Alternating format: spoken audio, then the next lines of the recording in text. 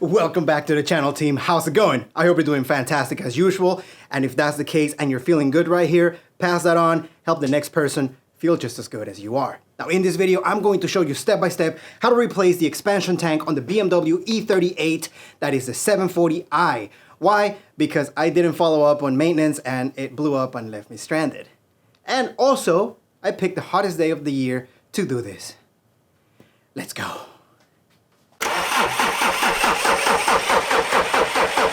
All you really need to do this job is a flathead screwdriver. I don't think there's anything else that you need to worry about. And of course the part.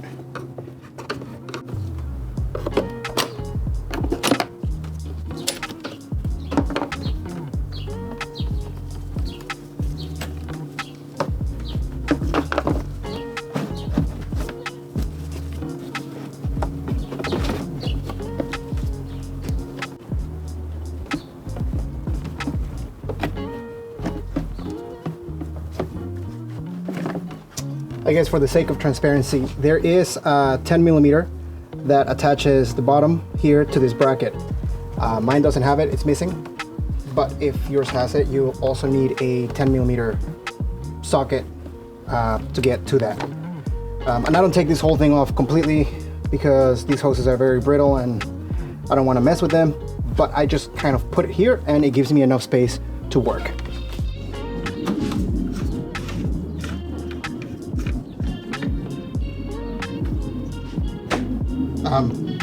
Worth to say or to note that at this point it's a good idea to look at your cap. And if you need to replace it, please do so. I've already replaced mine, so it's brand new, but that's something that you need to keep an eye on. It can definitely sneak up on you. You have a hose back here, 1. You have a hose down here, 2. A hose all the way at the bottom, or not a hose, sorry, but a connector at the bottom, that's 3. And you know, I know of people that replace or have the unfortunate necessity of having to replace their expansion tank every like 2 years because they keep blowing it. I haven't had to replace it yet on this car, and I should have just replaced it because I know better, but I didn't. And then that bit me in the butt. And here we are. You know, the car left me stranded. I was very far from my house. I'm in Long Beach, and I was in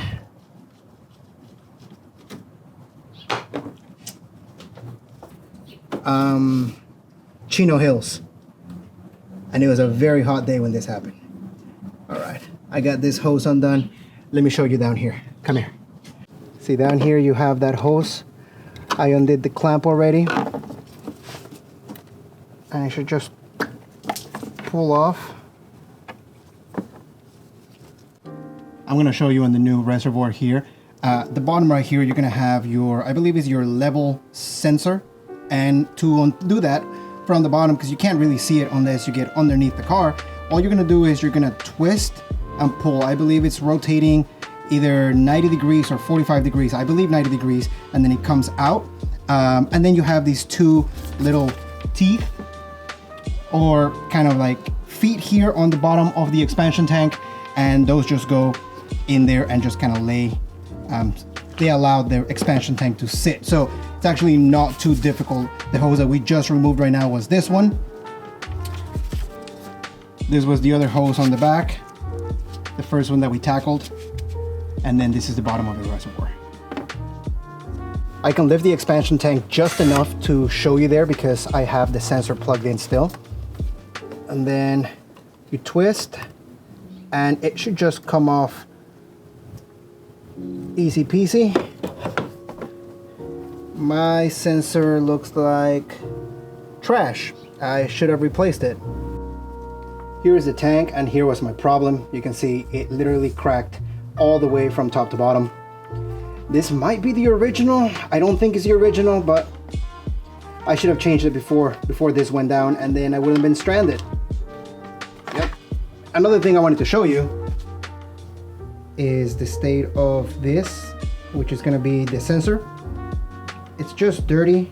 Nothing seems to be wrong with it. So I'm going to see if I can clean it up and just reuse it for now. Or if it cleans up well, again, as long as it's not giving me any issues or faulty, then just keep on using it.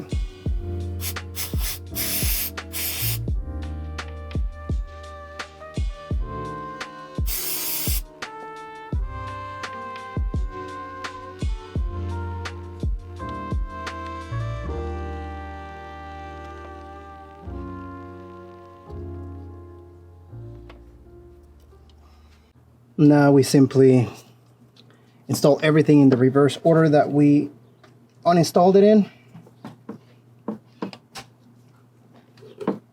First the sensor, then these little two legs here. This one can get a little tricky because you can't really grab onto it. But just like with anything else that we do on cars, just take your time, be patient. I'm actually going to tighten this so I can use it as a somewhat of a handle.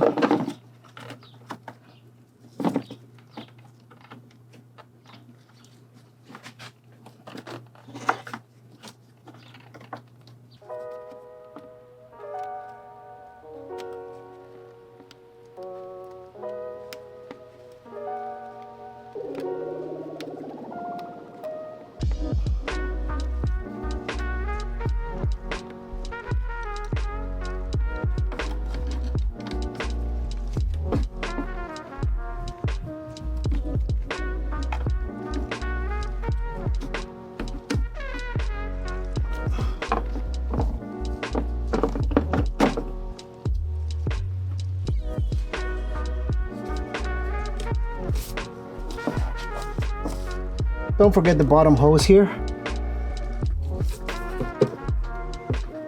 which I happen to wedge behind the other hose, this hose right here, so that it wouldn't just dangle on the ground and keep dripping coolant. There we go.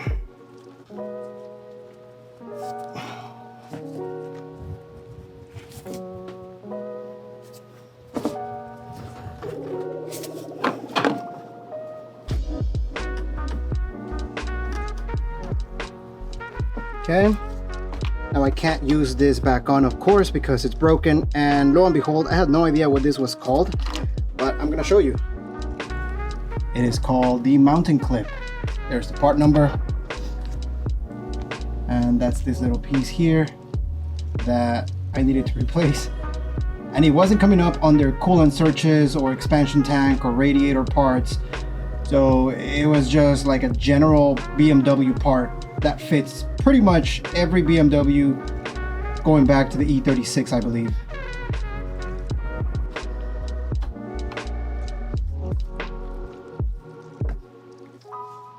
And these two little tabs click on there, and then that is BMW's way of securing this to, yeah, I don't know. It's weird, it's unnecessary, it's very German. Another heads up is to get a new bleed screw if you haven't done so. I installed this one not too long ago. It has a little O-ring right here at the head of it. But if you haven't installed one, or if you haven't replaced it, now would be a good time to do so. You can even buy some that are brass and they last a lot longer. Oh, but anyway, that's gonna go there. So either get it off of your old reservoir or get a new one if you need to. Next, you can go ahead and jack up the car. This is totally up to you. I feel like, again, having the front of the car higher allows for that air to go to that top open hole, which in this case is going to be the expansion tank. You don't have to jack it up that much.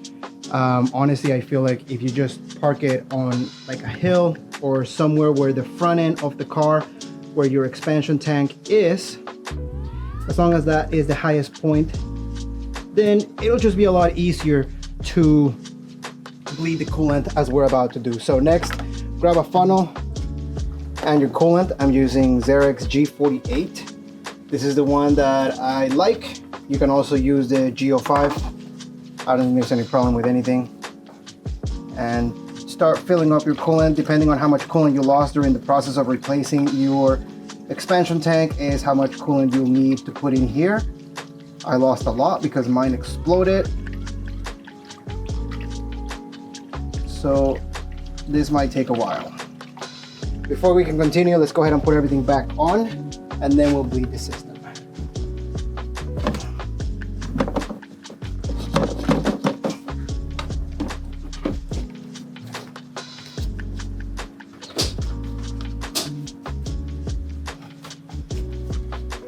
With everything put back on and the car fully excited, go ahead and start the vehicle. You're gonna turn the heat on, fans to the highest setting, open all the vents, and then we're gonna start to let the car run.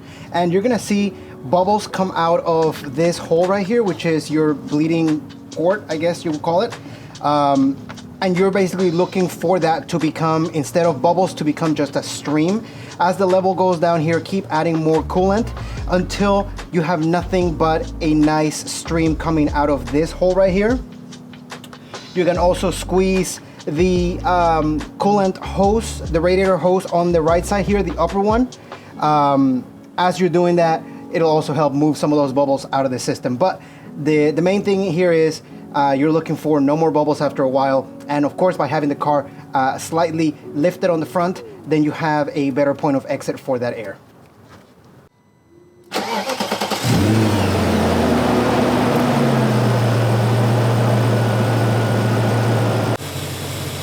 And at this point, I'm squeezing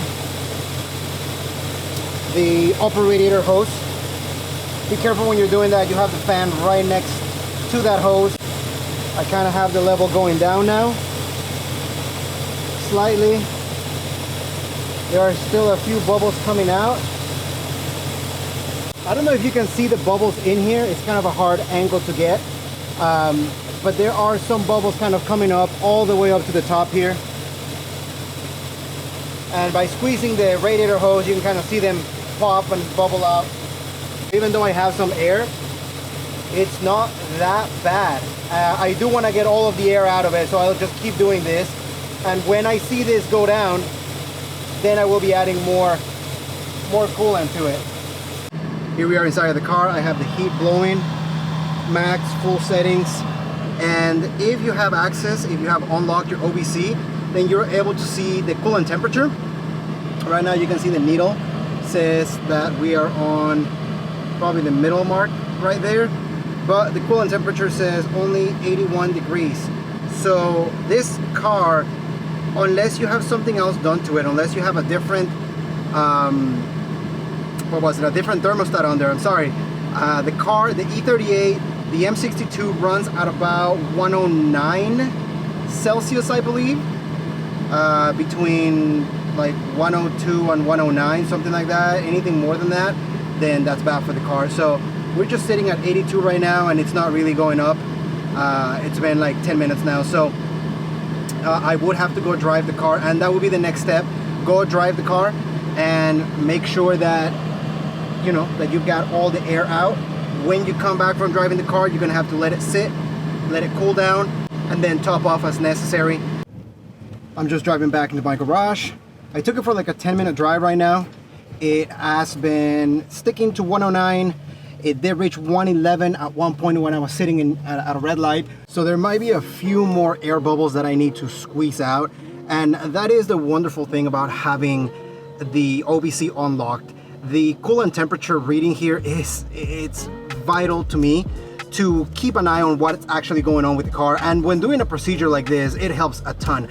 Also, the fact that I was able to lift the car up from the front, jack it up, I think it makes a huge difference when doing this, where you only need to do the bleeding procedure maybe once or twice just for peace of mind. But really, you could probably just do it once and be done with it, which is a lot faster than you see people, you know, going around and saying that bleeding a car is the most difficult thing. I don't agree with that. I think you're just not doing it right. You don't have the right procedure. After the car cools down, I'm gonna bleed the system one more time and then top off as necessary.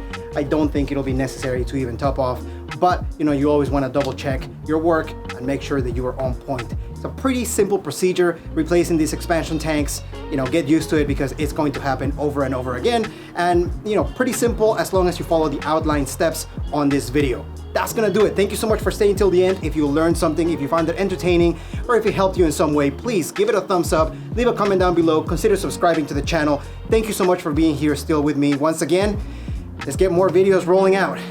I appreciate you, and until next time, I'll see you on the next video.